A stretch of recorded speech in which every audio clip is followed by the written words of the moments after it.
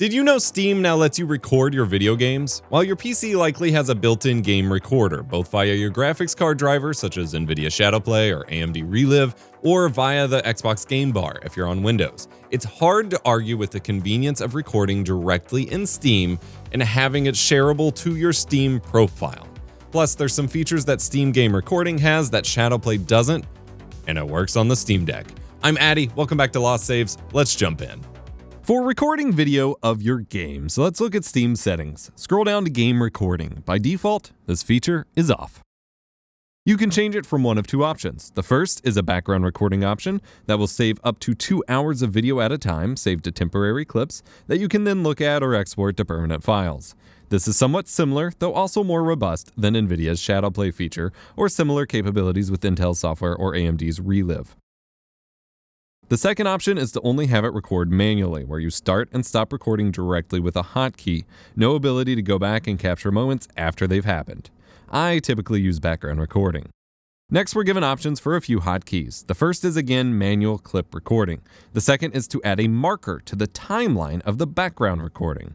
A marker allows you to go back and view the background recording and see special moments that you hit the marker button for that you might want to cut out for clips later.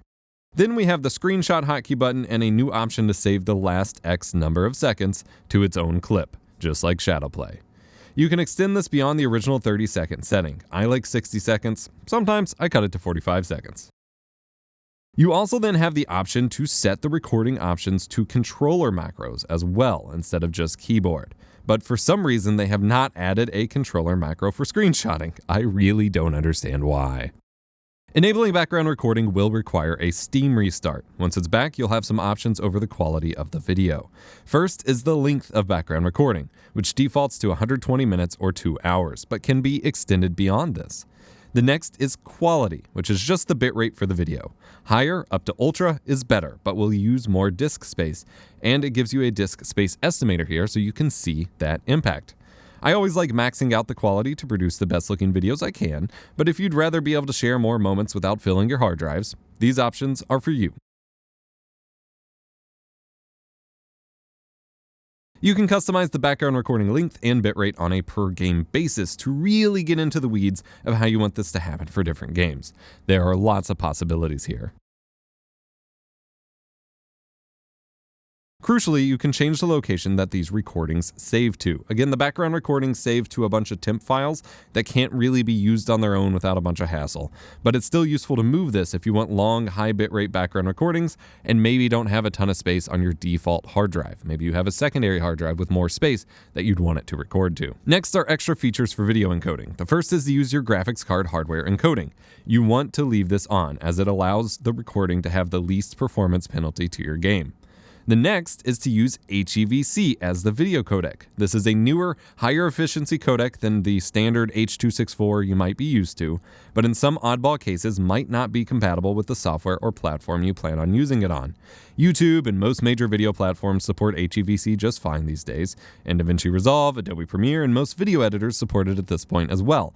But if you do encounter an issue where the clips you export from Steam aren't showing up in whatever else you're using as compatible, you can disable HEVC here and it will use H.264 instead. However, you don't actually need to change it here. You might want to just leave it here, as when you tell the individual clips to export, you can choose which codec you're exporting those clips at when you want to pull them out of Steam to use them in the first place, which I'll cover in a moment. So then you can record in the best quality possible, but when you go to export little clips, you can change the codec there.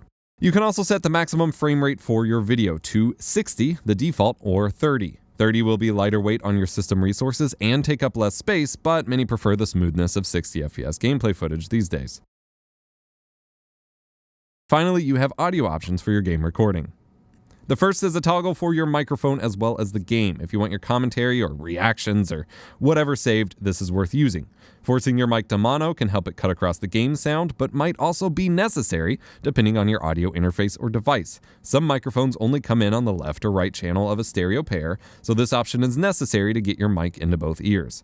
Last is an option for auto gain control, which adjusts your microphone's levels on its own to keep you loud. If you don't know what you're doing, you probably want this on. I will say, however, that your mic is recorded to the same audio track as your game sound, so often you need to manually crank your game sound down in your game menus for your voice to really be heard here, which is kind of annoying. This will require some trial and error. For more advanced management of your sound levels, consider using a program like OBS Studio instead. Plenty of guides for that over on my main channel, Epos Vox. Lastly is the option to record audio from just your game, your entire system, or your game and selected additional programs. If you're watching YouTube videos or listening to music while gaming, these sounds would be captured by the all system audio option, but would usually be avoided by using the game audio only option. Game and selected programs lets you loop in additional programs. This would be useful for looping in something like TeamSpeak or Discord for having your group voice calls included in your gameplay for multiplayer gaming. Once we're done configuring settings, you can trigger recording or clip saving in-game via your hotkeys or the game recording button on the Steam overlay toolbar. If you have background recording enabled, you can view the recording timeline and any markers in the Steam overlay while in-game, allowing you to save out clips from the timeline without ever leaving the game. The full background recording will also show up in your post-game summary on a game's page in your library for as long as the recording is available. Background recordings will disappear over time, so make sure you export clips or save the whole recording to a permanent file ASAP if you want to preserve it. To do so, use either the menu in the in-game overlay or click the recording in your Steam library. This pops up a window to manipulate the recording. Any markers you manually saved with hotkeys will be there to help highlight specific points in time, as well as any markers automatically made by supported games. Steam achievements will also add markers to your timeline in most cases. You can right-click the timeline to add markers, take a screenshot of the current frame, or set start and end points for a given clip, which controls when the clip starts and stops within the broader timeline when you go to export it. Controls for these are also available below the timeline to the left and right of the playback controls. You can either click the Create Clip button to create a 10-second clip around your playhead, or use the start and end points to make a clip as big as you'd like. You can click Cancel at any point in time to remove your start and end points. Once you're ready to export your clip, click Save/Share, and this will let you do many things. You can save the video in Steam to have access to the clip later, even if the background recording expires. The clip file can be copied to your clipboard to paste in a folder or supported program too. Clips 60 seconds or less can be sent to other computers or devices through Steam, sent to your phone through the Steam mobile app, or sent directly in Steam chats, including group chats. Any clip can also be exported to a video file for upload to YouTube or social media or keeping for archival purposes. It defaults to the exporting quality that it was originally recorded in, but you do have the option to tweak the file based on max file size, if you want to keep it small enough for Discord or something, or completely change the resolution, frame rate, bitrate, and codec when exporting, which is useful if you're uploading a clip somewhere that doesn't support HEVC video.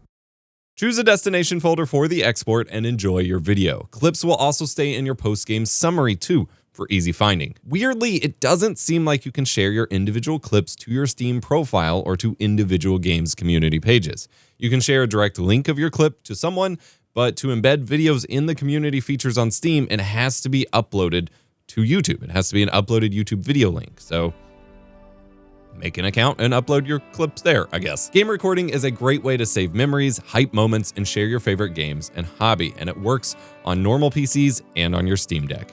It's a lot to set up if you want to get the most out of it, but the default settings do work okay, and it's absolutely worth utilizing these days. I have a video coming out very soon on all the hidden and secret features that Steam has to offer, but I felt like this feature deserved its own video first, so I didn't have to shove it all into that video. Get to sharing, and remember to be kind, rewind.